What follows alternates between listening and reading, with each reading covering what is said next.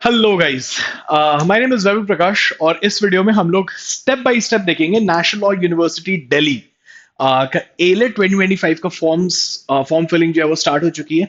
किस तरीके से हमको ये स्टेप बाय स्टेप फॉर्म भरना है, what are the essentials that you have to keep in mind while filling up this form, उसको हम लोग एक बार देखेंगे।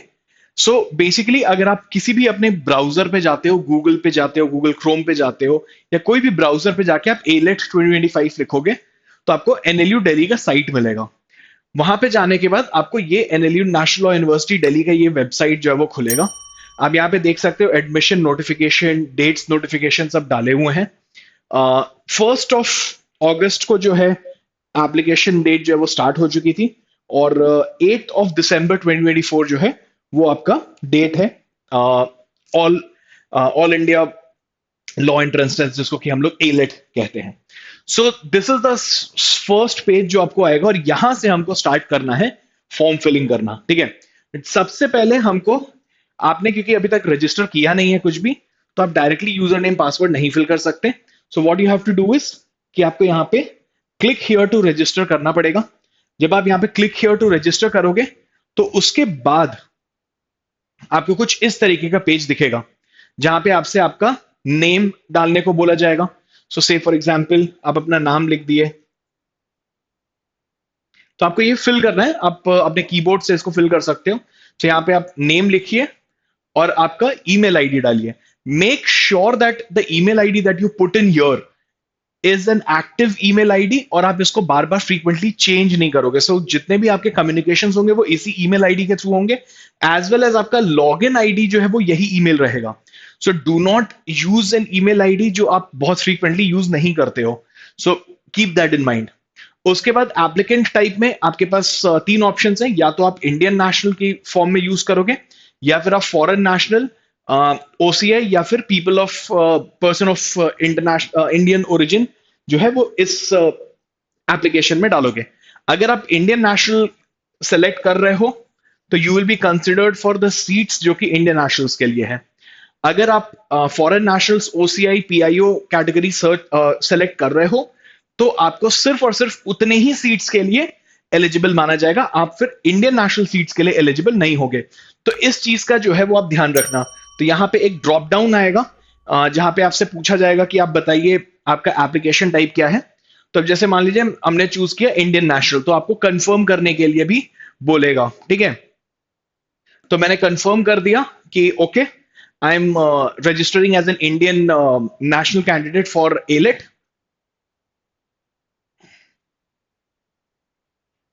उसके बाद आपको वापस से यहां पे आएगा कि आपको अपना नाम, email ID, so that is something, आपका रजिस्ट्रेशन हो चुका होगा। ठीक है, जब आप ये कर चुके होगे उसके बाद आपको ये आएगा, you have successfully registered for AILET 2025, user name and password to access this portal आपके ईमेल आईडी पे जा चुका होगा। ठीक है, तो इतना पोर्शन तक हमको ये समझ में आ गया कि आपको एक फिर अपने आपको जाना पड़ेगा आपके ईमेल आईडी पे जो आपने स्टार्टिंग में दिया था। ठीक है, वहां जाने के बाद आपको आपका लॉगिन आईडी तो आपका ईमेल ही रहेगा जिसको आपने यूज किया था। पासवर्ड जो है वो आपको आपके मेल में मिलेगा। Now again you will have to come back to the home page, क्योंकि नाउ यू हैव रजिस्टर्ड, क्योंकि आपने ये रजिस्ट्रेशन वाला प्रोसेस कंप्लीट कर लिया है। अब आपको लॉग इन करना है। यहां से आपका यूजर नेम जो है वो आपकी ईमेल आईडी होगी, पासवर्ड जो है वो आपको मेल में आया होगा। फर्स्ट टाइम के लिए आपको वही पासवर्ड डालना है जो आपके ईमेल अकाउंट पे भेजा गया है एलेट के द्वारा। ठीक है, जब आप ये कर लोगे उसके बाद आपको फोर्स चेंज पासवर्ड के पेज पे लेके जाया जाएगा। अब आपको पासवर्ड चेंज करना ही करना है, इसका कोई ऑल्टरनेटिव है नहीं। ओके, 6 कैरेक्टर्स का कुछ भी है जो आप अपना रख सकते हो। ऐसा पासवर्ड बनाना जो कि आपको याद रहे, नंबर वन। सेकेंड, जो भी आप पासवर्ड बना रहे हो, make sure that you write it down somewhere and give it to your parents और keep it very safely so that you don't forget it. All right, so new password 6 characters minimum होने चाहिए। So you just put in your new password, you confirm it and you press on change the password. तो आपका password जो है वो change हो जाएगा। अब एक बार चेंज होने के बाद फिर से आपको वापस इसी पेज पे आना पड़ेगा। ओके, एंड देन आप फिर से अपना ईमेल आईडी डालोगे एंड द न्यू पासवर्ड जो आपने सेट किया है आप वो फिल करके लॉग इन बटन प्रेस करोगे. Once you log in, and that is when it will start your process कि आपको किस तरीके से शुरू करना है. अब देखो वहां पे ना मल्टीपल कोर्सेज हैं एनएलयू दिल्ली में, ठीक है. So undergraduate course, UG course का मतलब होता है undergraduate course. Undergraduate course का मतलब क्या होता है? All the like 5 year programs यहां पे दिया हुआ है.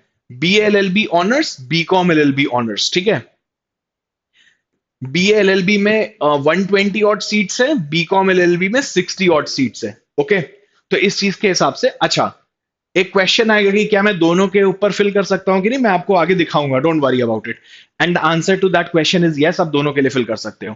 PG courses, LLM 1 year program और एक इंटेलेक्चुअल प्रॉपर्टी एंड मैनेजमेंट में. ये 1 ईयर प्रोग्राम वो सिर्फ वही बच्चे फिल कर सकते हैं जिनका 3 ईयर एलएलबी या फिर 5 ईयर्स एलएलबी कंप्लीट हो चुका हो.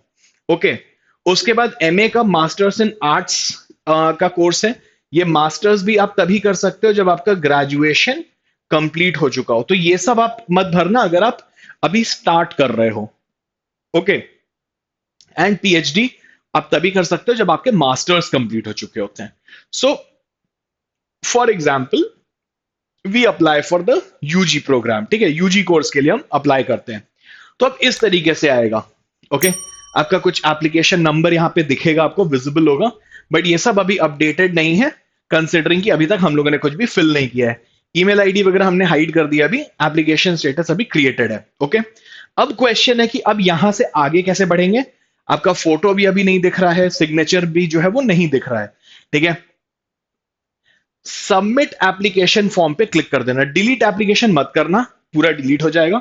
सबमिट एप्लीकेशन फॉर्म पे क्लिक कर देना. यहां पहुंचने के बाद एक बार ये सब कुछ वेरीफाई कर लेना, देख लेना सब ठीक है, एंड सबमिट एप्लीकेशन फॉर्म पे क्लिक कर देना. जब आप सबमिट एप्लीकेशन फॉर्म करोगे तो आपको ये एक पूरा पेज दिखेगा जिसमें मल्टीपल कैटेगरीज हैं. General, contact details, family details, academic qualifications और डिक्लेरेशन. आपको ये पांचों फील्ड्स, पांचों टैब्स जो है वो फिल करने हैं कंप्लीटली. जहां पे भी आपको इस तरीके का रेड एस्ट्रिक्स मार्क्स दिख रहा है, ठीक है, जहां पे भी ये रेड एस्ट्रिक्स है, विच मींस ये एक मैंडेटरी फील्ड है और आपको फिल करना ही करना है. इसमें कोई आप इसको स्किप करके अगर आप सोचो कि मैं आगे बढ़ जाऊं, आप नहीं कर पाओगे, ठीक है. सो बहुत ध्यान से आप बैठ के समझना. ओके, तो अगर मान लीजिए हम कोर्स प्रेफरेंस की बात करते हैं कि भाई कोर्स प्रेफरेंस 1, कोर्स प्रेफरेंस 2 क्या है. आपको फोटो जो है वो आपको यहां पे एक recent photo, passport size photo जो है वो खींच के आप रख लेना एंड उसी को अपलोड करना. सेम वे अपना सिग्नेचर कुछ ऐसा रखना जो आप वहां पे भी साइन कर पाओ, क्योंकि इसी से क्रॉस वेरिफिकेशन होगा. आपकी फोटो एंड सिग्नेचर वहां पे क्रॉस वेरीफाई की जाएगी. So do not do any fancy signature जो आपको वहां पे उस समय शायद याद ही ना हो कि मैंने क्या किया था, या वहां पे आप साइन ही नहीं कर पा रहे हो उस टाइप का. सो प्लीज इंश्योर कि आप सिग्नेचर एंड फोटो जो है काफी क्लियर तरीके से यहाँ पे अपलोड करो, ठीक है. उसी में फिर आपसे आपकी नेशनैलिटी, आपका मोबाइल नंबर, आपका religion, category, PWD candidate, test centre के प्रेफरेंसेस, ये सब कुछ आपको इसी फर्स्ट में चूज करना है, ठीक है. सो कोर्स प्रेफरेंस जो है आप सबसे पहले B L L B honours रख दो, सेकेंड आप B Com L L B honours रख दो. वाई आपको स्टार्टिंग में ही बता दिया था. इसमें the number of seats is 120, इसमें the number of seats is 60. So let us be considered for firstly जहां पे ज्यादा नंबर ऑफ सीट्स है, and then we can be considered for something जहां पे कम नंबर ऑफ सीट्स हैं, ठीक है. It makes more sense. BCom L L B is again something which can be taken by those students जिन्होंने commerce वगैरह पढ़ा है. सो आर्ट्स एंड ह्यूमैनिटीज या साइंस के बच्चे जो हैं वो अपना पहला प्रेफरेंस बीकॉम ऑफ कोर्स नहीं रखेंगे कि आपने कॉमर्स पढ़ा नहीं है. So we can go with course preference as BA LLB honors and second is BCom LLB honors, ठीक है. उसके बाद आपको अपना candidate name as in class 10th के सर्टिफिकेट में जो भी है, पूरा नाम जो 10th सर्टिफिकेट में आपको दिख रहा है, डिट्टो वैसा का वैसा उठा के आप यहाँ पे डाल देना, ठीक है. कोई चेंज करने की अपने मन से जरूरत नहीं है. अच्छा, यहां पे आप अपने फॉर्म को, अच्छा इट इज नॉट नेसेसरी कि आप एक ही स्ट्रेच में फॉर्म भर दो. You can save your form as a draft also. तो वहां पे आपको एक ऑप्शन दिया हुआ है सेव एज ड्राफ्ट, राइट? तो इंश्योर कि अगर आप मान लो मल्टीपल सेटिंग्स में कर रहे हो, ऐसा मैं सजेस्ट नहीं करूंगा। एक बार में आप बैठो, पहले देख लो सब कुछ, जितना आपको रेडी करना है वो सारी चीजें रेडी कर लो, जितना हो रहा है उसको आप सेव एज ड्राफ्ट करके रखते चले जाओ, ठीक है? सेम जैसे हम आगे बढ़ेंगे, रिलीजन पूछ रहा है। अब आप इसमें से अपना जो भी एप्लीकेबल रिलीजन है, चाहे वो बुद्धिस्ट, क्रिश्चियंस, हिंदू, इस्लाम, जैन, मुस्लिम, अदर, सिख, जो भी है, आप उसमें से चूज कर सकते हो, ठीक है? सेम वे कैटेगरी में आपसे पूछ रहा है कि आप जनरल कैटेगरी हो, इकोनॉमिकली वीकर सेक्शन हो, ओबीसी हो, non creamy layer, S scheduled caste हो, या फिर स्केड्यूल्ड ट्राइब हो। तो whatever is applicable to you, आप यहां पे उसको चूज कर सकते हैं। PWD candidate, person with disability candidates हो। If the answer is no, select no. Yes आप तभी सेलेक्ट करोगे अगर आपकी डिसेबिलिटी 40% से ज्यादा हो। इसको आपको बाद में प्रूफ करना पड़ेगा with your disability certificate. So if you are a PWD candidate, ensure कि आपके पास, आप इस क्राइटेरिया को फुलफिल कर रहे हो कि 40% डिसेबिलिटी सर्टिफिकेट आपके पास होनी चाहिए at the time of admission, ठीक है? ये हो गया। उसके बाद हमें अपने सेंटर के चॉइसेस भरने हैं। आपको 3 चॉइसेस आपसे मांगे गए हैं।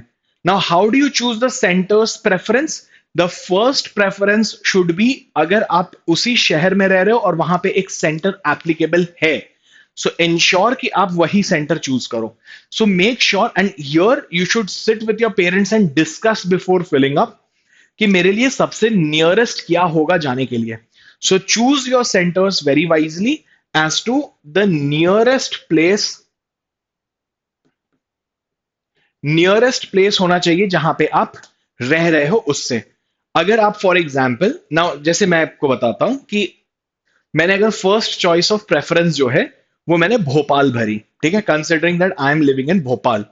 माई next choice, automatically my next choice was कि Indore is close by to Bhopal. लेकिन जब मैं सेकेंड चॉइस पे गया तो देखा इंदौर लिस्ट में नहीं था, तो मैंने कहा कि ठीक है फिर इंदौर नहीं हो सकता। Then what is more near to से भोपाल, तो मैंने फिर उस हिसाब से मैं आगे उसको फिल करूंगा।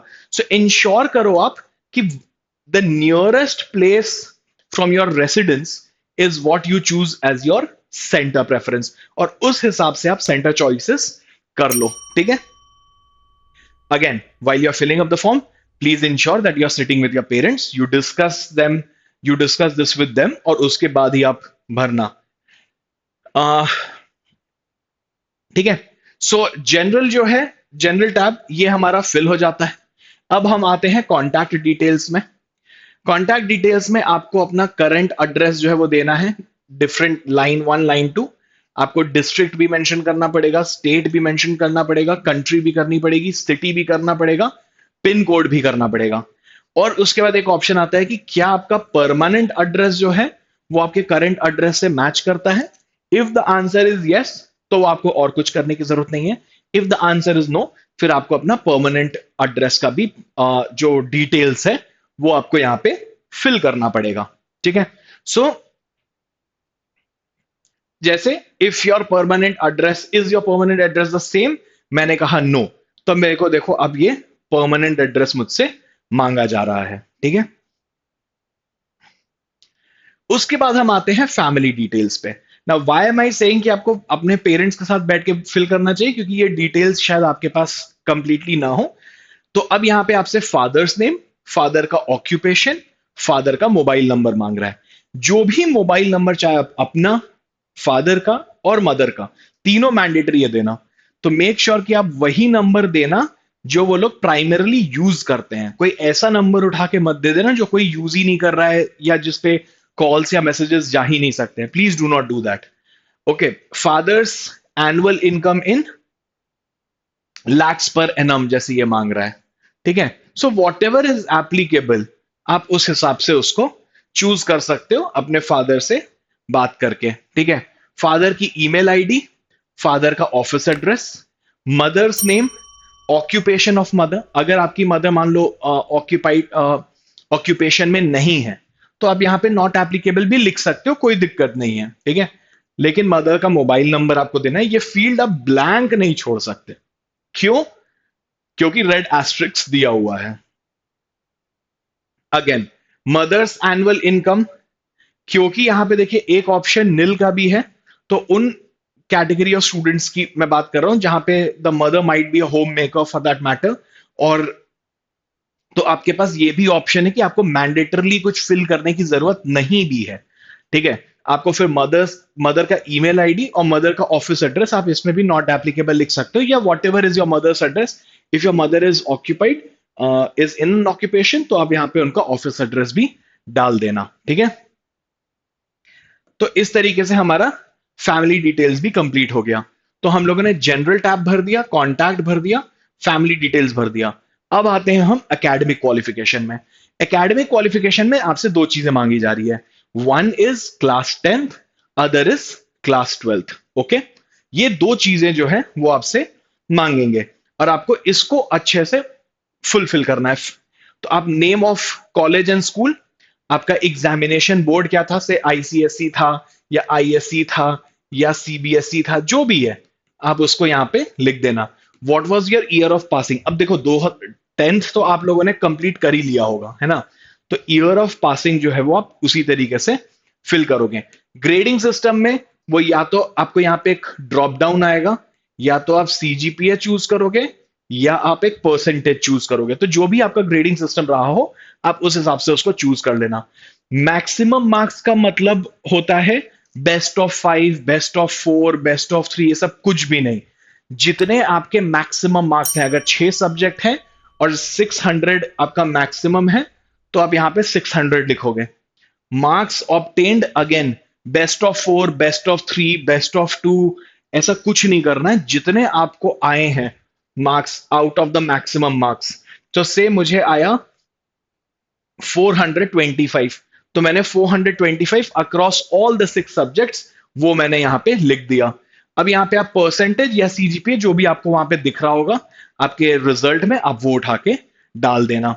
अगेन, उसको बहुत ज्यादा चेंज करने की जरूरत कि मैं परसेंटेज को राउंड ऑफ कर दूं, नहीं, जो लिखा हुआ है उतना ही लिखो आप। ठीक है, सेम क्लास 12th की बारी आ रही है, उसमें आप अपना नेम ऑफ कॉलेज या फिर school, board, year of passing slash appearing. तो अब यहां पे आपको दो ऑप्शंस मिल जाएंगे।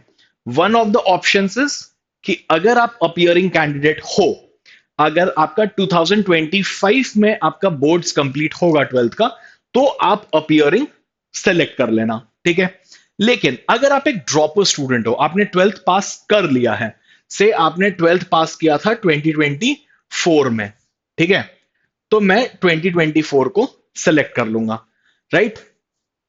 सो this is for present 12th student, अगर आप प्रेजेंटली 12th में हो, और ये सभी जो है ये पास आउट स्टूडेंट्स के लिए है। ठीक है, जो भी साल में आप पास आउट हो गए होगे। ठीक है, आपको फिर अपना स्ट्रीम भी चूज करना है कि आप ह्यूमैनिटीज में थे, कॉमर्स में थे, साइंस में, व्हाट्सएवर। एंड अगेन आपको ग्रेडिंग सिस्टम एंड परसेंटेज जो है, अब देखो यहां पे मैंडेटरी नहीं है ये फील्ड्स। ठीक है, these are not mandatory fields, तो ये आपको भरने की जरूरत नहीं पड़ेगी। ओके, तो अगर आप वो नहीं भी भरते हो तो विच इज एब्सोल्युटली ओके, क्योंकि अपियरिंग वालों को नहीं पता कि भाई मेरा कितना मार्क्स आया है या मेरे को कितना परसेंटेज हुआ है। ठीक है, इसीलिए ये मैंडेटरी नहीं रखा गया है, राइट। लेकिन अगर आप पास आउट हो चुके हो तो ऑफ कोर्स आप अपना मैक्सिमम मार्क्स आपने कितना ऑब्टेन किया, तो अगर आप देखो तो यहां से क्लास 12th वाले उसमें ये जितना पोर्शन है ये आपका बिल्कुल भी मैंडेटरी नहीं है। Stream of course is mandatory, क्योंकि स्ट्रीम फिक्स्ड है, आपको पता है कि आप किस स्ट्रीम में हो। ठीक है, तो अगर ये वाला आप नहीं भी भरते हो तो आप आगे बढ़ पाओगे, कोई दिक्कत नहीं होगी आपको। अब आते हैं लास्ट में डिक्लेरेशन। डिक्लेरेशन में कुछ भी नहीं है, आपको बस ये बताना है, आप ये डिक्लेयर कर रहे हो कि आपने जो कुछ भी इंफॉर्मेशन इससे पहले तक दी है, general, contact, family details and academic qualifications, ये सभी सही है, ट्रू है, करेक्ट है। आपने अपनी फोटो और सिग्नेचर जो है वो करेक्ट फॉर्मेट में लगाई है, आपने कोई भी इंफॉर्मेशन छुपाई नहीं है अथॉरिटीज के साथ। अगर कोई भी इंफॉर्मेशन इनकरेक्ट हुई या फिर झूठी निकली, अनट्रू निकली, सो आपके अगेंस्ट क्रिमिनल प्रोसिक्यूशन किया जा सकता है। आप अपनी सीट से जो है हाथ धो बैठोगे, and they have all the rights कि वो आपको एक सीट एलोकेट नहीं करें। आपका कैंडिडेचर जो है वो कैंसिल कर दिया जाएगा एट एनी स्टेज, अगर आप कोई भी इनकरेक्ट, अनट्रू इंफॉर्मेशन यहां पे दिया है आपने, और वो बाद में जाके पता चल जाता है, तो आप उसके बाद you will B liable one for criminal prosecution. So make sure कि जो कुछ भी आपकी इंफॉर्मेशन है वो आप सही सही यहां पे फिल करना। अब इसमें आपको बस यहां पे जाके कर्सर को प्रेस करना है, ठीक है? तो आप इस चीज से अग्री कर लोगे, आप इस डिक्लेरेशन को एक्सेप्ट कर रहे हो, ठीक है? So with this you will complete your declaration also, and उसके बाद आपको यहां पे आपका इमेज भी दिखेगा, आपका सिग्नेचर भी दिखेगा, आपकी फोटो दिखेगी यहां पे आपको आपका सिग्नेचर दिखेगा, आपका एप्लीकेशन नंबर, आपका candidate name, date of birth, program enrolled for course, BLLB honours, BCom LLB honours, category आपको दिखेगी, आपका ईमेल आईडी दिखेगा। ये सब कुछ जो है वो आपको फाइनली दिखेगा। अगर आपने ये सब कुछ कर लिया, आपने ये सब वेरीफाई कर लिया कि हाँ ये सब कुछ मैंने सही फिल किया है, उसके बाद आप फिर से सबमिट एप्लीकेशन बटन पे जो है क्लिक कर सकते हो, ठीक है?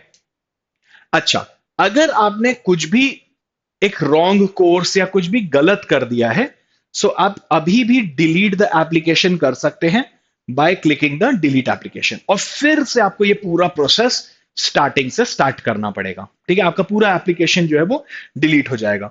बट मेक श्योर, इसीलिए इस वीडियो को पूरा बाय स्टेप पूरा देख लो, उसके बाद फिल करना शुरू कर देना, ठीक है? यहां पे आपको आपकी फाइनली आपको फोटो वगैरह जो है वो दिख जाएगी, आपको आपका सब कुछ यहां पे दिखेगा, क्या है आपके category, emails and everything, and last में जो है वो है आपका मेक पेमेंट का बटन। जब तक आप फॉर्म का पेमेंट नहीं कर देते हो तब तक आपका फॉर्म इनकम्प्लीट ही रहेगा, okay? So make sure that you make the payment also once you know that आपका ये पूरा कंप्लीटली सही है, आपने सब कुछ एकदम सही से बैठ के देख लिया है, आप अपने मेंटोर्स एंड टीचर्स को दिखा लो, पेरेंट्स को दिखा लो, अगर आपको लग रहा है कि हाँ अब सब कुछ सही है, then you can click on make the payment. अब यहां पे आपको ऑनलाइन पेमेंट ही करना पड़ेगा। The amount payable is 3,500 rupees. ये आपकी फॉर्म की जो है वो फीस है, ओके? इसके बाद कुछ एडिशनल ट्रांजैक्शन फी जो है वो भी गेटवे चार्जेस जिनको हम कहते हैं, कि जिस गेटवे के थ्रू ये लिया जाता है, वो कुछ एडिशनल ट्रांजैक्शन चार्जेस जो है वो यहां पे आपसे लिए जाएंगे, ठीक है? सो आप जब यहां पे पे नाउ पे क्लिक करोगे, जब आप यहां पे क्लिक करोगे तो you will be redirected to a page जहां पे कि आपको ऑनलाइन ट्रांजैक्शन करने का पेज दिखेगा। एंड इस पे मैं और ज्यादा इलेबोरेट नहीं करूंगा, because all of you have done, अभी तक आपने ऑनलाइन ट्रांजैक्शन डेफिनेटली किया होगा। अगर आप नहीं किए हो तो कोई बात नहीं, इस पेज पे लाके आप हैंड ओवर कर देना अपने पेरेंट्स को, एंड वो जो है या अपने एल्डर सिबलिंग्स को, पेरेंट्स को, किसी को भी जो ऑनलाइन पेमेंट करना जानते हैं, वो यहाँ पे क्लिक करके पे नाउ पे जाके ऑनलाइन पेमेंट कर देंगे। 3,500 प्लस एन एडिशनल ट्रांजैक्शन फी जो है वॉट एवर इज एप्लीकेबल, वो आपको यहां पे लगेगा, which you will have to pay, ठीक है? And that is how you will complete the entire process of filling up your AILET का फॉर्म। कैसा लगा ये video? I hope it was it will be instrumental while you'll be filling up your ALET 2025 forms. And अगर आपको कोई भी doubts हैं, difficulties हैं, feel free to reach out to us via the support. आप हमारे support@toprankers.com पे mail कर सकते हो हमें। एंड आप इस वीडियो के आप इस वीडियो सेक्शन में अगर जाओगे तो आप वहां पे भी कमेंट सेक्शन में जाके आप लिख सकते हो अगर आपको कोई डाउट हो। Someone from our team will definitely help you out. So all the very best. अच्छे से पढ़ाई करिए, पढ़ाई चलती रहेगी। 4 महीने अभी भी हमारे पास करीब बचे हुए हैं। अगस्त टू नवंबर का हमारे पास पूरा टाइम है। लेकिन ये फॉर्म को बहुत एंड तक के लिए मत रखना कि यार एकदम एंड के लिए इस फॉर्म को रखेंगे। इंश्योर करो कि आप इस फॉर्म को जो है जल्दी से जल्दी भर लो, एंड एकदम रिलैक्स हो जाओ कि यार जब भी अब एडमिट कार्ड आएगा आ ही जाएगा एडमिट कार्ड, अब मुझे कुछ लास्ट मोमेंट के लिए रखने की जरूरत नहीं पड़ेगी। On that note, I will take your leave. Thank you so very much for joining in. Lovely interacting with all of you. Stay safe, take care, and wish you all the very best.